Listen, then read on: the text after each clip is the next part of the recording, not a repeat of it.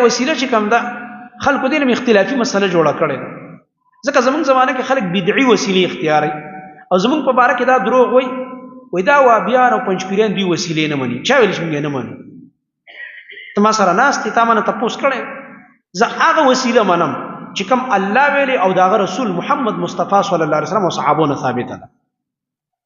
ال پاتې شو ستا وسیلې چې کوم دي بدعي دي یا شرکی دي شرکی او بدعي وسیلې چې قران او حديث نه ثابت نه دي موږ نه منو چې رسول ځان نه جوړ کړی شي لکه قبر لورځي د قبر په وسیله باندې د پلاني بابا په وسیله باندې د پلاني په مخ باندې زما دا کارو کړه د پلاني په جا د پلاني په توفیر دا دعا چرته ته په ټول قران او حديث کې نشي خودله چې دا څه غوښتل شي او کوم روایت چې خلک پیش کوي دا چلو باران نه کېدو قبر سورې شلو پلانې چلو دا ټول روایت چې کوم دي موضوعي دي یا ضعیف دي په دغه باندې دین نه ثابتي او ته چې دا وې چې نه وسیله بالذوات الفاضله چې غوړه سړی دی داغه په ذریعہ باندې هغه الله ته وسیله کول نبی ورزي مراد څه وي قبر والا نه قبر والا ثابت نه دلیل کې څه پیش کړي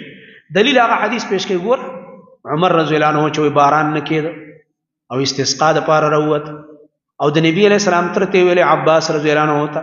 چې نبی علیہ السلام ژوند دی هغه به دعا کوله او استاد الله د نبی تر یو مشر سړی سپینګری ته دعا وکړو په امین وایو چې الله باران نو موږ دا قبر لورغه کې ژوندۍ سړی ته لګیا دی ها ژوندۍ ته لګیا دی دا موږ من نیک سړی دی ژوند دی باران نکېږي بل مشکل دی بل ته یو عالم دی تقوادار چې ولې شي لګه دعا راته وکړي چې مشکلات ځکه تا ته پدې دا سړی نیک سړی دی تقوادار دی زموږ نه په نیکو کې غوړه دی او ان شاء الله په خپل نیکو باندې الله ته ډیر نږدې زموږ نه هغه ته هغه ته دعا وکړي دا جایز دی دیو جنا ټول خلاصه چې راجم کې بعض علما شپږ قسمه تر رسول د وسیله خدا ټول چې بیرته به راجم کې نو درې قسمه ته په اسانه یاد کړه شرعي وسیله په څو قسمه ده په درې قسمه دا په اسانه باندې یاد کړه یو وسیله ده په خپل ایمان او نیکو اعمال سره قران او حديث کې چې ګوري دا خپل ایمان او نیک اعمال پیغمبرانو الله رب العالمین ته وسیله کړی ابراهیم علیه السلام کعبه جوړ کړه کنه الله رب العالمین ته سوال وکړو کنه او ویل چې الله دا زمانه قبول کړه عمل او دا غینه بعد چې کوم دی به نور سوالونه وکړه چې الله ته پیش کړ دغه رنګ دویم دا وسیله په اسماء الحسنا د الله رب العالمین په نومونو صفاتونو باندې ام سورته اعراف نه ثابت درابش الله رب العالمین فرمایي تاسو د الله رب العالمین نه دعا وغواړئ په نومونو او صفاتونو د الله باندې کوم چې د الله رب العالمین خپل نومونه دي ولله الاسماء الحسنى فادعوه بها خاص د الله لپاره نومونه او صفاتونه دي ډېر ښایسته او مزیدار داغي په وسیله دعا وغواړئ دام جایز الحمدلله دا موږ منوي ولې قران راته ویلي دي درې مو وسیله د وسیله به دعاء الحي ژوند نیک انسان دی یو عالم دی او تقوادار او پرهیزګار مرګره دی زموږ په مرګرو کې الکه دا سړی ډیر پرهیزګار دی او هغه ته وی چې موږ د پاره لګه دعا وغواړو چې بیمار دی چې بل مشکل دی قرضدار ما بل یو حاجت دی او هغه الله رب العالمین نه دعا وغواړي دا جایز دی نه چا انکار کړی دی